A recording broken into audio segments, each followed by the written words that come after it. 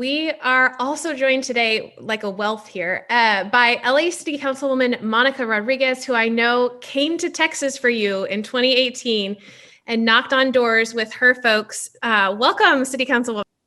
Hi, it's so good to see everybody. I love the crowd that's here. Over 500 is amazing. Monica, So- I got to tell you, you were one of the people who in 2017, 2018, again, after a very long period where we as Democrats in Texas felt like we were walking in the wilderness with no hope, no salvation, no recognition from the rest of the country. You actually traveled from LA and you came to Texas and you campaigned for us and knocked on doors.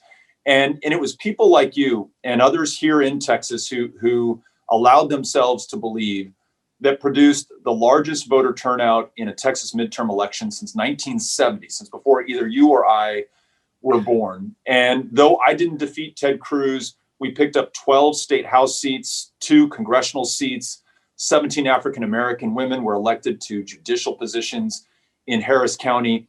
And what I'm realizing now is that all of us together really helped to set the stage for 2020 and this absolutely bananas turnout where you are approaching 7 million people who've already cast a ballot in the state of Texas. All these counties have broken their early voting turnout records. Some counties are about to surpass total votes cast in 2016, including on election day, with 10 days left to vote in the state of Texas. So I want everyone to know that the Councilwoman is not here for the first time. She has been with us for the distance. Tell us about what you are hoping for in 2021 if Texas comes through. If we win these congressional races, if we win this Senate race, if Joe Biden claims the 38 electoral college votes in Texas, what do you want to see for your country? Well, there's so much I want to see. But first, Beto, I have to say that you were responsible for helping to inspire that shift for Texas. And you helped to uplift and invite us all in to help remember that we're not going to give up any ground. And I want to thank everybody who's here participating today. Our LA County Young Democrats, Erica Leitman, our president there. And we also have Latinas Lead, California members that are on. We're not going to let you guys, we're going to go down fighting with you for every vote in Texas.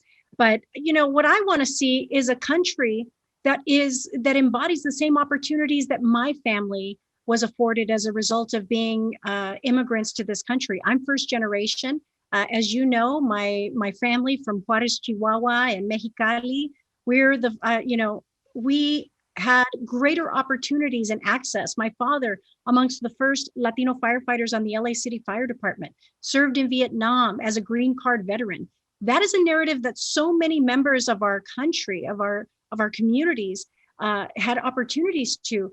That as a result of this presidency and unfortunately this kind of rolling back of access and opportunities to our members of our country, we've gone backwards. And so I want to see a huge thrust forward in returning to the values that said this country was a country of opportunity for everyone.